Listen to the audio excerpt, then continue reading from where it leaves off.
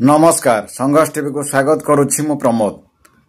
गाँ खबर नहीं आम पहुंचुच केन्द्रापड़ा जिला राजकनिका ब्लॉक बरुणा ग्राम पंचायत रे विभिन्न स्कूल कॉलेज रे खेल उत्सव अनुष्ठित होता बेले आज बाद पड़नी बरुणा नोडाल हाईस्कूल जहाँकि आज तार 36तम वार्षिक क्रीड़ा उत्सव अनुष्ठित होउछि। आसन देखिया कौन रही संपूर्ण खबर को जानिबा।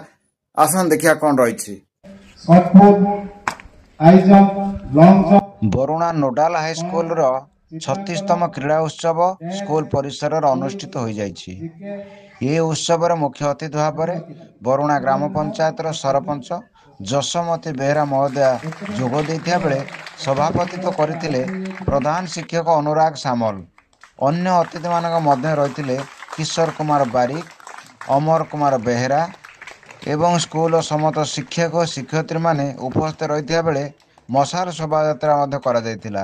एही खेल को परिचालना करथिले पीटी शिक्षक सिद्धांत कुमार जेना। आज थिला प्रथम दिवस। यही प्रथम दिवस अवसर रे 4टी ग्रुप रे खेल को विभाजन करा जायतिला। जहाँकि रहिथिला प्रथम ग्रुप रहिसंती 0 ରୁ 2 मध्य जहाँको बेबी ग्रुप आम कहवा एवं तृतीय ରୁ पंचम रहिसंती सब जूनियर और षष्ठ ରୁ अष्टम रहिसंती जूनियर एवं नवम और दशम रहिसंती सीनियर।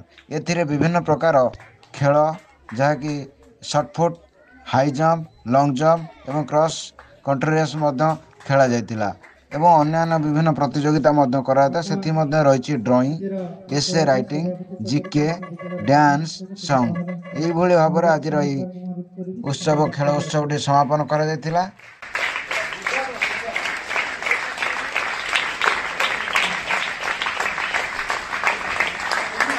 विद्यालय प्रांगण उपस्थित उन्होंने मसाला जो ओलंपिक बार्ता अच्छी गोटे सूत्र बंधन और समस्त विश्व भातृत्व प्रतिष्ठा तार लक्ष्य मसाला आगे आम समस्त नतमस्तक होगा और जो प्रतिष्ठा अच्छी प्रतिष्ठा को आम कायम रखा। बर्तमान विद्यालय प्रधान शिक्षक मसाल को अनुष्ठान भाव उद्घाटन सहित